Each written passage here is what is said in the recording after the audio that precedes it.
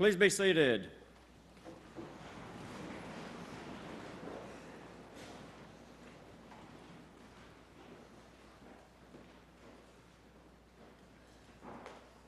Your darkest fears may be realized when you learn from me that when we members of the clergy get together, we sometimes dare to admit what we really believe.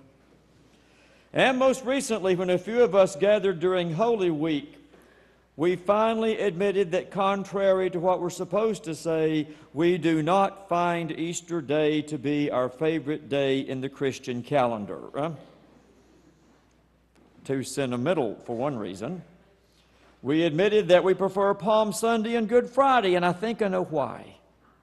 We all like something that we can hold on to, and in the Gospels on Palm Sunday and Good Friday, we have that very thing.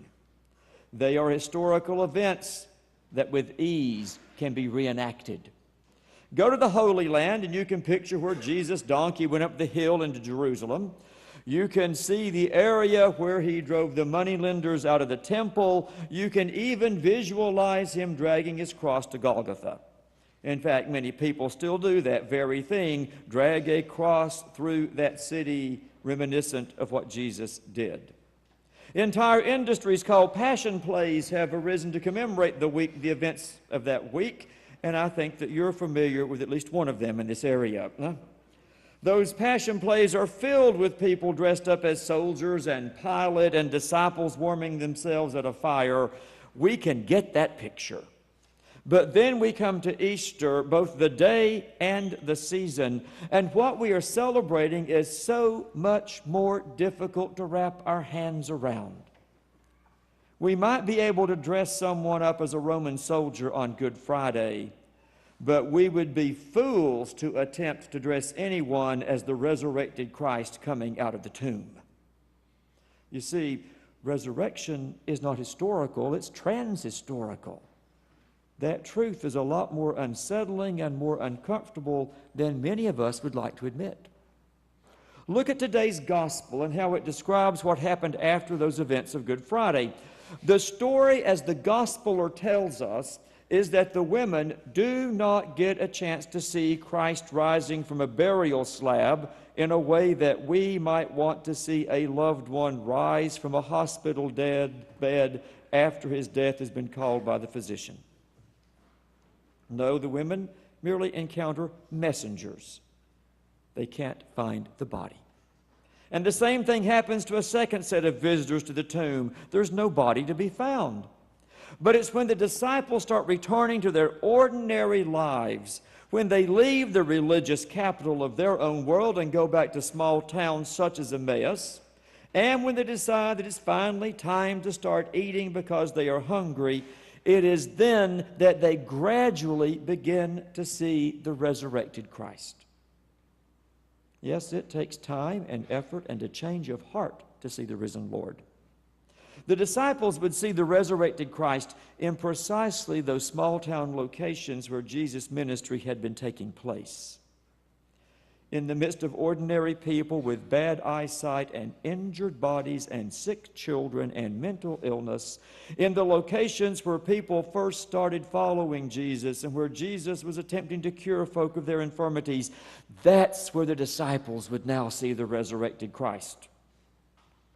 If the gospel story is to have any power in our own lives, that's where we are going to see the resurrected Christ as well.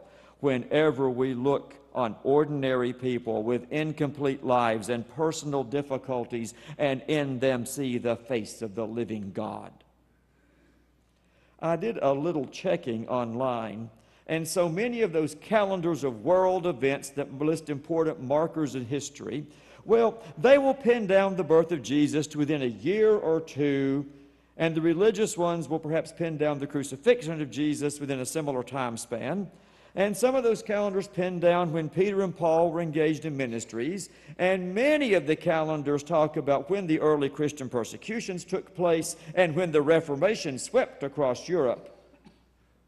But the reliable calendars never show a date listed for the resurrection of Jesus.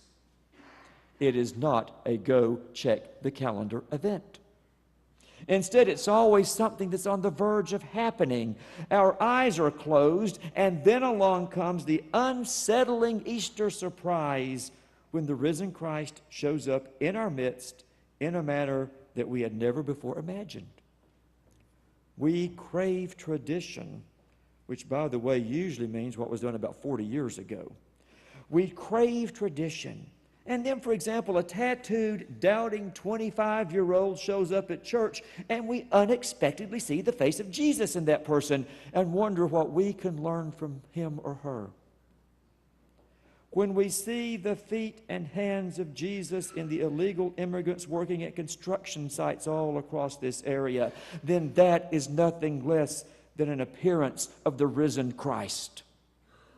When we're thankful that all actual bodies of poor people are worthy of adequate medical care, then that's the gospel story made alive once again. Jesus is making resurrection appearances among us, even when we or our society or our government want to hold on to what we have known in the past. We prefer the predictability of a passion play to the unpredictability of where Jesus might show up next. We prefer an historical holiday to a trans-historical possibility. You know, like us members of the clergy, I think we all end up preferring Palm Sunday to Easter Day. I've always said that the best passion plays end with the events of Good Friday. It is more than a bit kitschy for the same actor who played Jesus going to the cross in one scene to be seen in the next scene walking out of a tomb, sort of like Lazarus.